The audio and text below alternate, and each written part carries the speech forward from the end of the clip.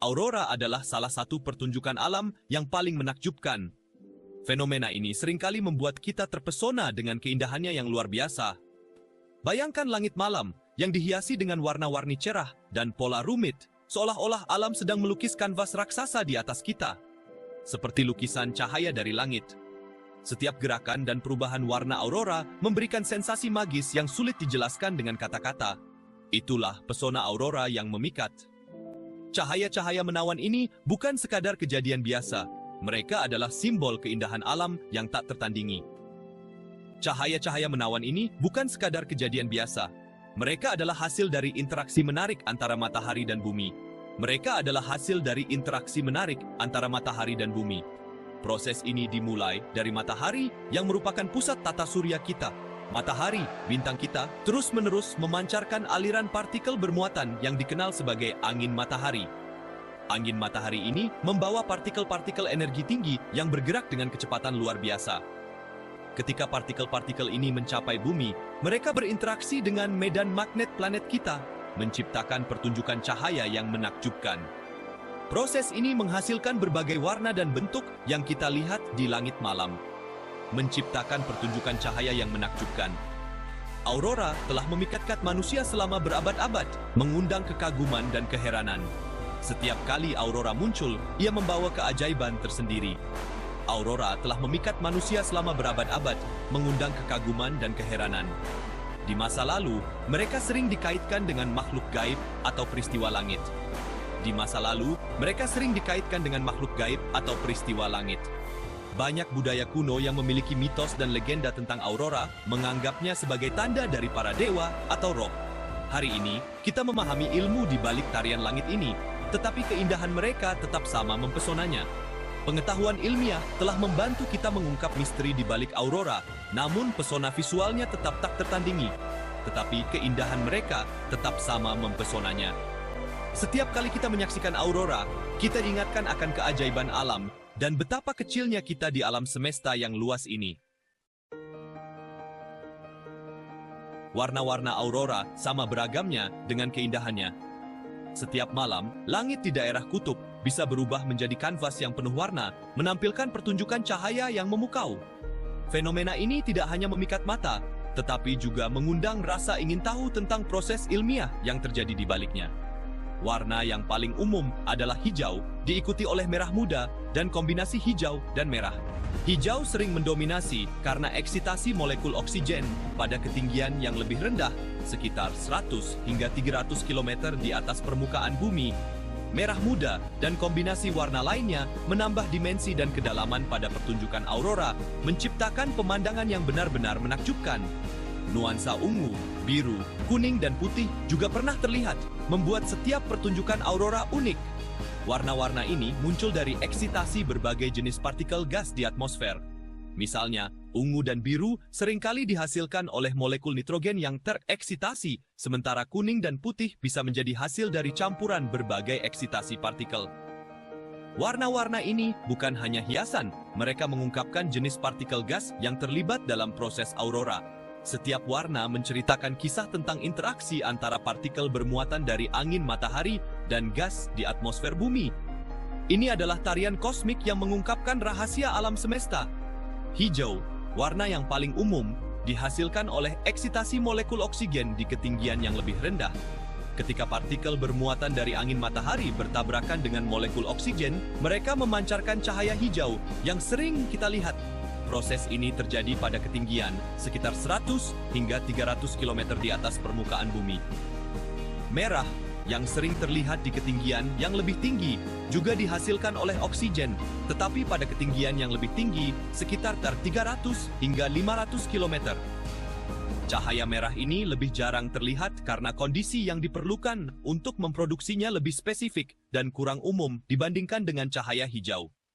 Sedangkan warna biru dan ungu dapat dikaitkan dengan molekul nitrogen yang tereksitasi.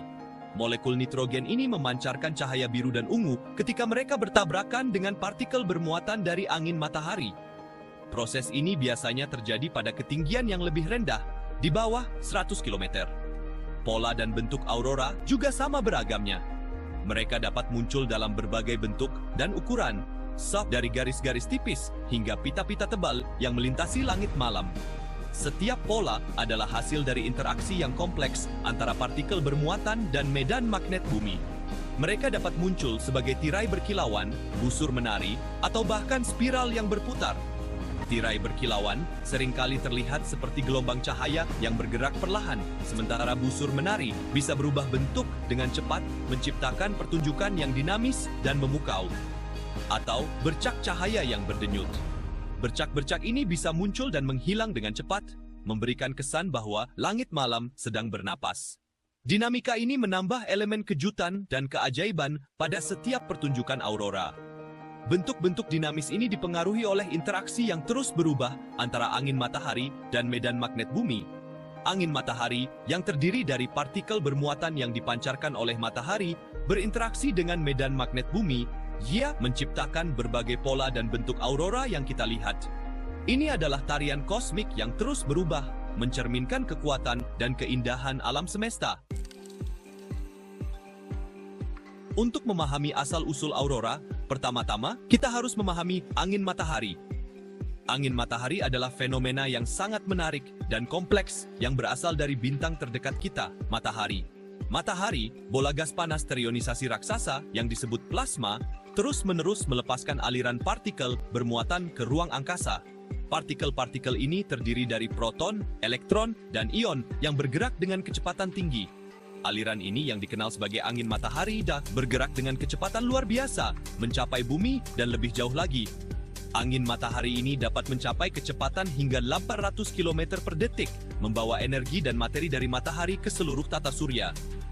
Angin matahari bukanlah angin sepoi-sepoi yang seragam, lebih seperti angin yang kencang dan tak terduga. Kecepatan dan intensitasnya dapat bervariasi, tergantung pada aktivitas di permukaan matahari. Aktivitas matahari, termasuk suar matahari dan lontaran massa korona, dapat secara signifikan memengaruhi intensitas dan kecepatan angin matahari. Suar matahari adalah ledakan energi yang tiba-tiba di atmosfer matahari, sementara lontaran massa korona adalah pelepasan besar plasma dan medan magnet dari korona matahari. Badai matahari ini dapat mengirimkan semburan partikel bermuatan yang kuat menuju bumi. Ketika partikel-partikel ini berinteraksi dengan medan magnet bumi, mereka dapat menyebabkan gangguan geomagnetik yang mempengaruhi komunikasi satelit dan jaringan listrik. Meskipun angin matahari mungkin tampak seperti fenomena yang jauh, ia memainkan peran penting dalam membentuk lingkungan ruang angkasa di sekitar bumi dan, seperti yang akan segera kita lihat, dalam menciptakan aurora yang memesona. Aurora, atau cahaya utara dan selatan, adalah hasil dari interaksi antara partikel bermuatan dari angin matahari dan atmosfer bumi. Ketika partikel-partikel ini bertabrakan dengan molekul udara di atmosfer, mereka memancarkan cahaya yang indah dan berwarna-warni, menciptakan pemandangan yang menakjubkan di langit malam. Bagian 4, pelukan magnetik bumi, perisai pelindung kita. Untungnya bagi kita, bumi tidak berdaya melawan gempuran angin matahari. Planet kita memiliki medan magnet yang dihasilkan oleh inti besi cairnya. Medan magnet ini bertindak sebagai perisai pelindung, memblokkan sebagian besar angin matahari di sekitar bumi. Bayangkan medan magnet bumi seperti magnet batang raksasa dengan garis-garis medan magnetnya membentang dari kutub selatan ke kutub utara. Garis-garis medan ini menciptakan wilayah di sekitar bumi yang disebut magnetosfer. Magnetosfer bertindak sebagai penghalang, mencegah sebagian besar angin matahari secara langsung berdampak pada atmosfer kita. Namun, interaksi antara angin matahari dan medan magnet bumi tidak selalu merupakan jalan buntu. Interaksi inilah yang menjadi awal mula kisah aurora. Bagian 5, tarian partikel. Bagaimana aurora terbentuk? Sementara medan magnet bumi memblokkan sebagian besar angin matahari, beberapa partikel bermuatan dari matahari berhasil menembus pertahanan ini. Partikel-partikel ini yang dipandu oleh garis-garis medan magnet disalurkan menuju daerah kutub bumi. Saat partikel bermuatan ini bertabrakan dengan atom dan molekul di atmosfer atas bumi, mereka mentransfer energi ke konstituen atmosfer ini. Energi ini menggairahkan atom dan molekul, menyebabkan mereka melepaskan cahaya. Proses emisi cahaya inilah yang kita amati sebagai aurora. Warna spesifik aurora bergantung pada jenis atom atau molekul yang tereksitasi. Misalnya, molekul oksigen cenderung memancarkan cahaya hijau saat tereksitasi di ketinggian yang lebih rendah, sedangkan molekul nitrogen dapat menghasilkan warna biru atau ungu. Bagian 6. Cahaya utara dan cahaya selatan, aurora di seluruh dunia. Aurora paling sering diamati di dua wilayah, oval aurora yang mengelilingi kutub magnet bumi. Di belahan bumi utara, pertunjukan ini dikenal sebagai aurora borealis atau cahaya utara. Sedangkan di belahan bumi selatan, mereka disebut aurora australis atau cahaya selatan. Oval aurora tidak statis, mereka mengembang dan berkontraksi tergantung pada intensitas angin matahari. Selama periode aktivitas matahari yang meningkat, seperti badai matahari, oval aurora dapat meluas menuju khatulistiwa, membuat aurora terlihat di garis lintang yang lebih rendah.